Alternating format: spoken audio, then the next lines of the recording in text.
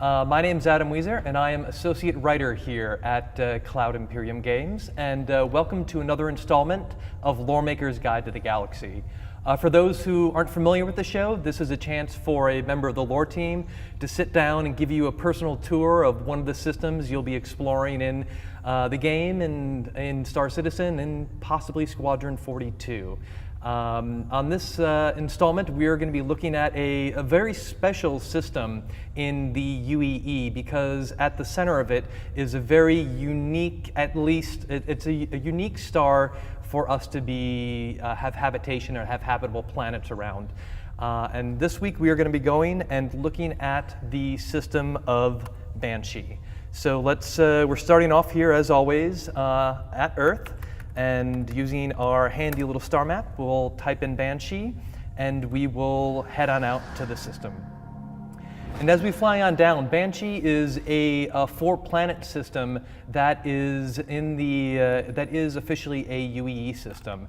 And at the heart here, as we zoom on in, is what makes this so special, and that's a pulsar. Now you can see it kind of here in the star map representation, pulsing a little bit bigger and smaller, and that's not technically what a pulsar would be in real life. It would actually be spinning very, very fast and having be highly magnetized and have these beams of electromagnetic radiation coming out of both sides of the pole. So it almost becomes like a lighthouse effect where these beams kind of spin around.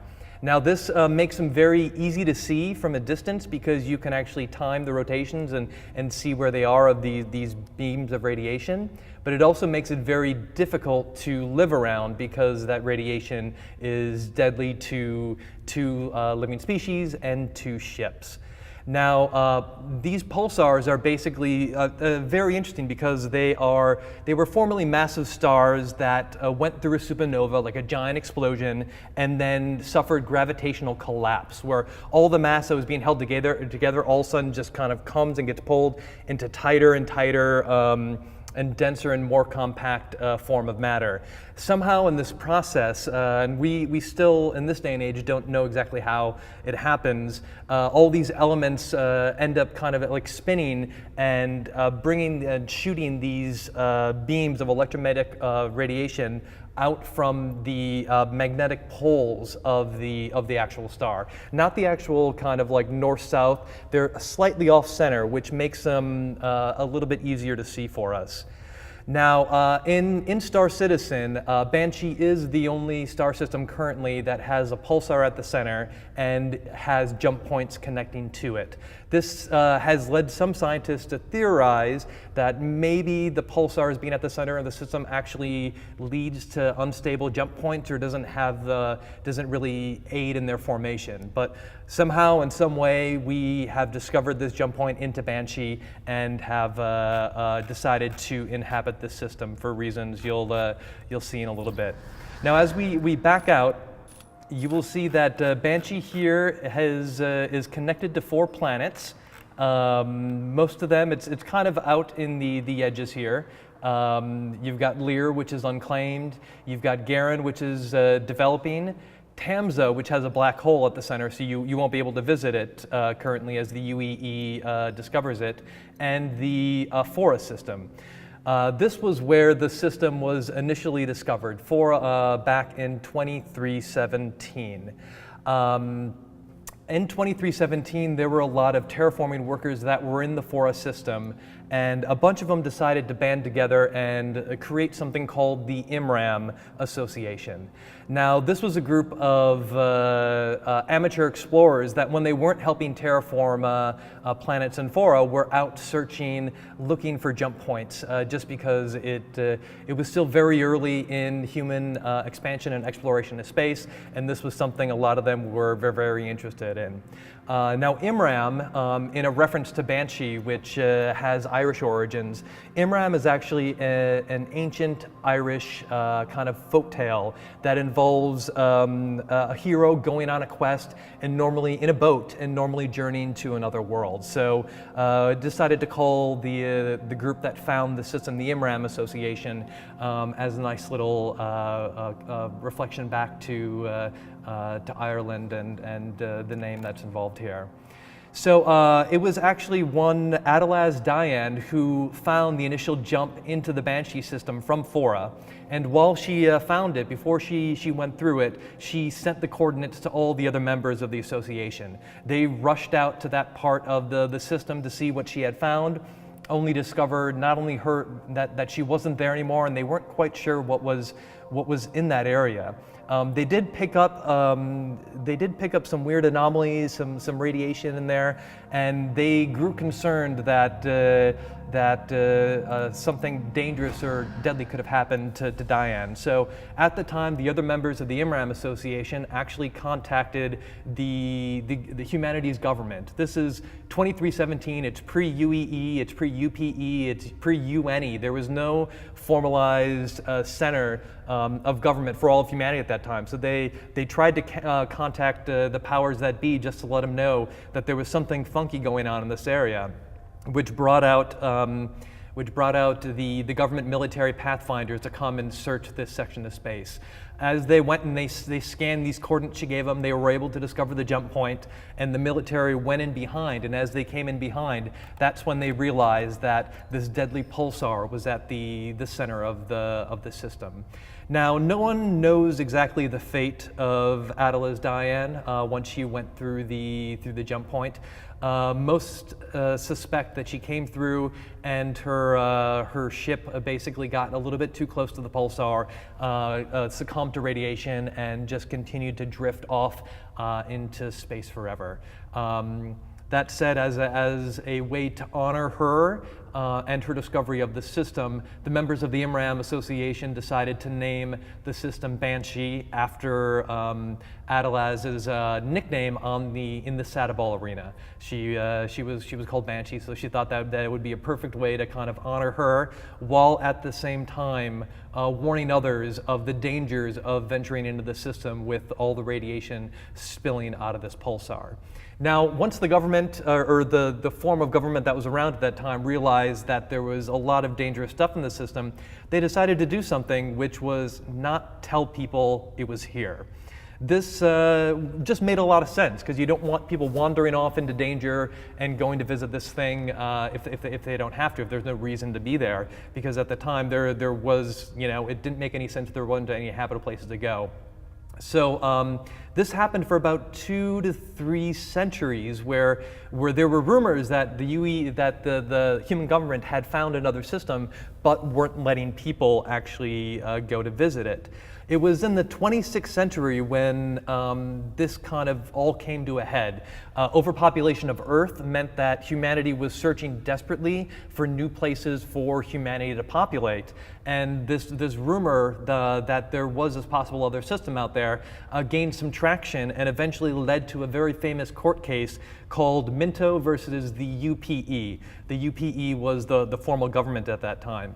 And it was in this debated court case that it was finally decided that humanity's government could not hide jump points into various systems from the general population. This was seen as a thing to do to make sure that the government wasn't maybe discovering a system where there were lots of resources or other things like that, and then keeping them from private industries or other people, and just to make sure that if the government knew something, they had to be accountable, they had to let the rest of the population know that this was okay. This is also the reason why, as you'll look on the star map and as you'll experience in the game, you're going to know where the jump points in the Van Duel space are, because it did in the future obviously come back to bite them in the butt a little bit. But that was the initial thing behind it, is that the government cannot hide jump points from people. So people eventually got access to this system in the 26th century to find out that, yeah, with this 4-planet system here and a very small, you can see here, green habitable zone, it's not really great for much of anything, especially with all the radiation spewing out of it. Then, of course, like many other times in human history, war came along and changed the dynamics and changed technology, and that led to some advancements here that actually allowed the system to be habitable.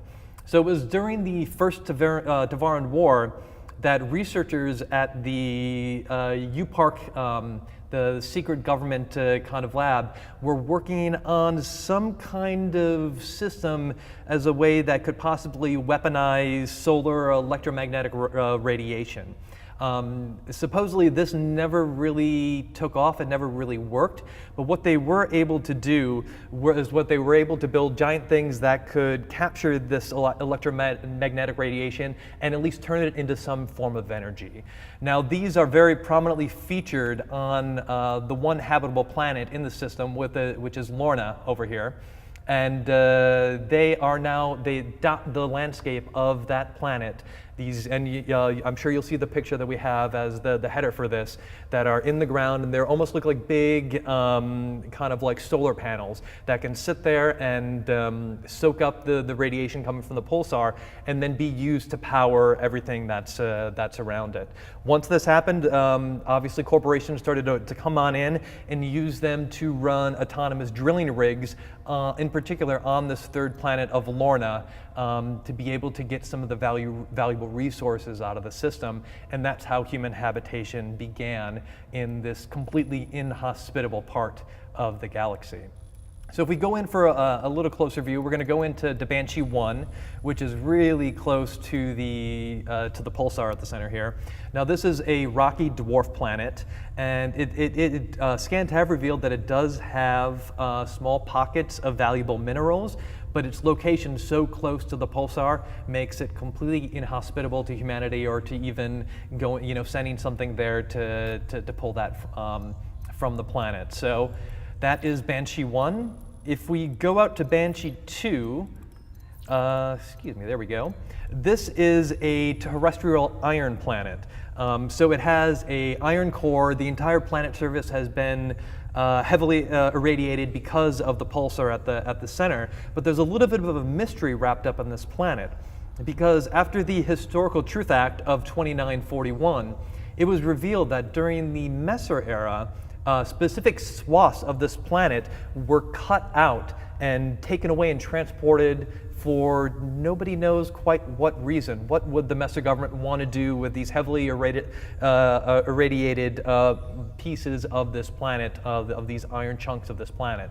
So that's one of those historical mysteries that people to this day are still trying to figure out what in the world the Messers were thinking with doing with these specific parts of Banshee 2.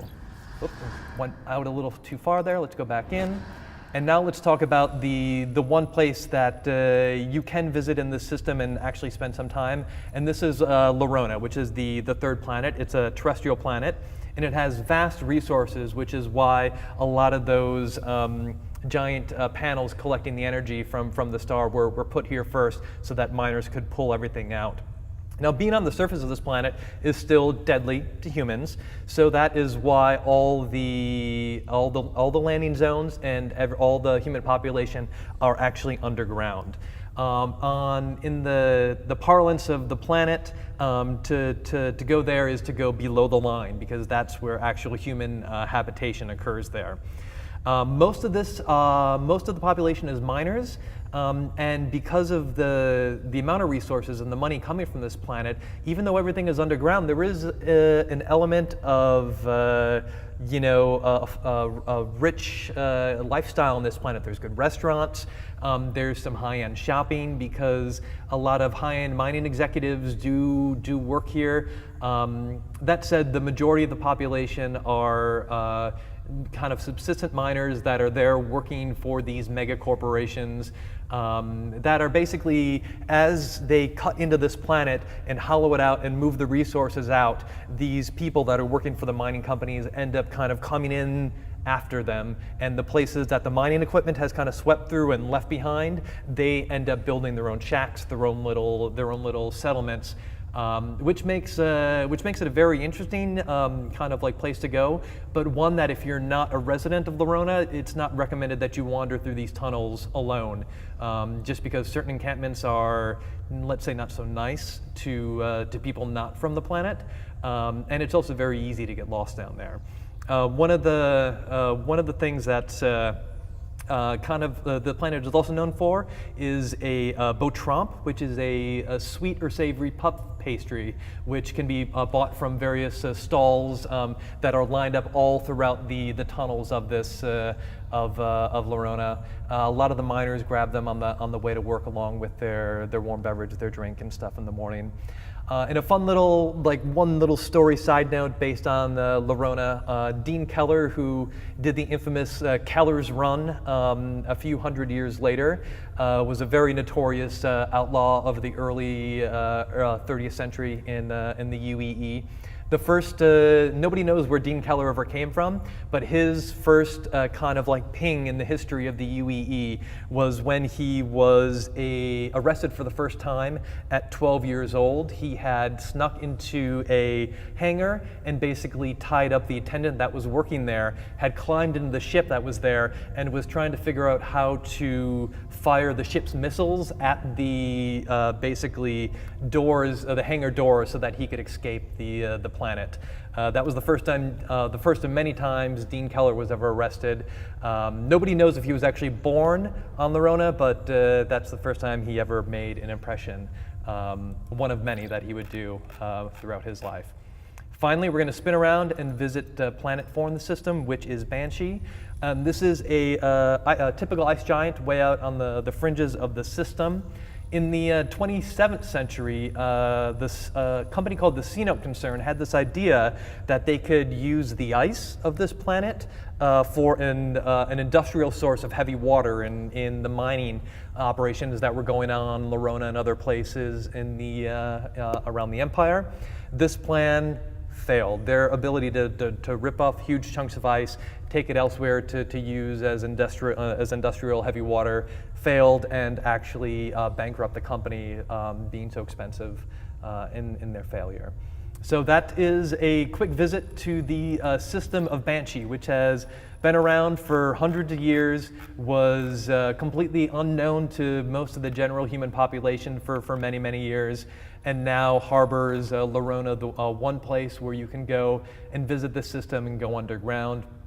It is recommended that if you do go visit the system, you do make sure to do all repairs and refueling before entering, because if your ship does break down, getting out of your ship to do repairs or have anything done to it can be a deadly task for you.